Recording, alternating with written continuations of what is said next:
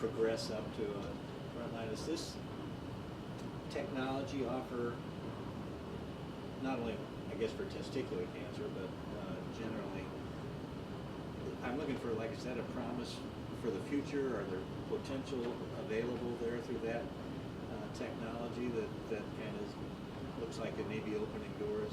That kind of, and I don't know if there's anything there, but I was wondering. Yeah. So the field of oncology is a network of colleagues from around the world, and we cross-pollinate our knowledge quite liberally. There's an investigator, E. Donnell Thomas, who was at Seattle, who pioneered bone marrow transplantation. And this was done for leukemia. And there were complications with this early on because of what we call graft versus host reactions. Now, there is another concept of taking the patient's own bone marrow, storing it, giving chemotherapy, and then giving back their own bone marrow. And this is basically it's an autologous bone marrow transplantation. It's coming from the patient themselves. And this bone marrow transplantation, or stem cell transplant, is done with the idea that it's not the stem cell transplant that's curing the patient. It's really the high dosage of chemotherapy that we're giving to kill the cancer, but yet these high doses of chemotherapy kill the patient's bone marrow. And so by giving back their own bone marrow, you can repopulate the bone marrow and allow them to recover much more quickly than if you just allowed them to recover by themselves. So this is a stem cell transplant given in this fashion is really supportive care. It's a way of actually allowing the patient to have a shorter period of time in which their platelet counts are low and their white blood counts are low, and allows them to minimize problems with bleeding and infections. Does that help? Yes.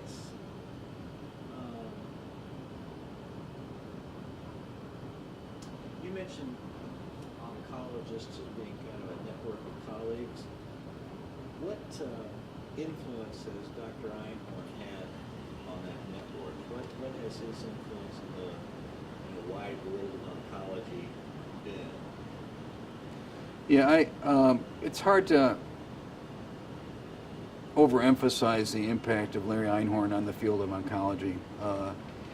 He, again, was a young guy when he came up with this regimen, and there's not an egotistical bone in his body, but he basically continued to think about the patient first and himself and his own fame second. When he came up with this regimen initially, the first thing he did was do a randomized trial to prove whether or not a better regimen could be discovered compared to his primary one.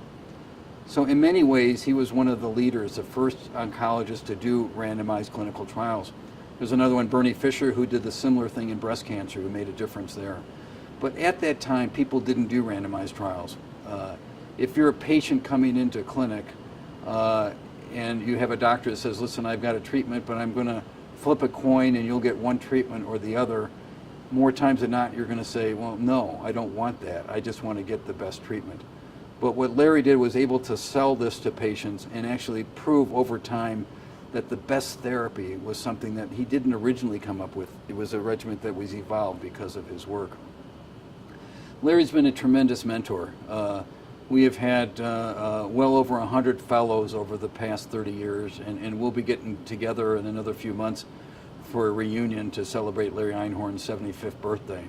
And to a person, their careers have been benefited by Larry's knowledge, his insight, his selflessness, his way of thinking, the way of questioning the standard of care, but also having the knowledge to make sure that you're going to be treating patients as aggressively as appropriate as you can.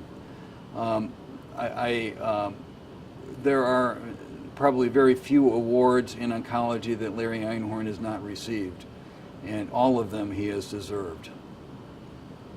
Let me hop in on that. Of all these fellows, or all these people that he has inspired who look up to him, has anything unique come out of their work that's like, wow? I mean, I'm sure they're all doing good work, but has something risen above that was like Larry's legacy going out through other these other people that he's inspired? What, Yeah. what has developed?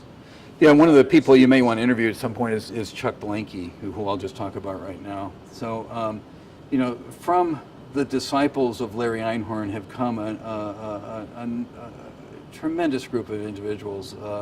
We had department chairs and division heads.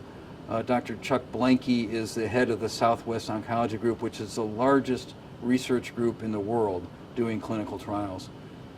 Dr. Blanky himself, back in year 2001, presented at a plenary session of ASCO a trial in which this drug Gleevec was shown to work in a rare tumor called gastrointestinal stromal tumors. Chuck specifically comes back to Indiana University and specifically talks about Larry Einhorn, who also studied a rare disease, who also with his work was able to show a dramatic difference. And because of their work, actually, gastrointestinal stromal tumors is one of the more treatable sarcomas that we see today. But I don't know, I'll stop there. Yeah, that was it. That was great.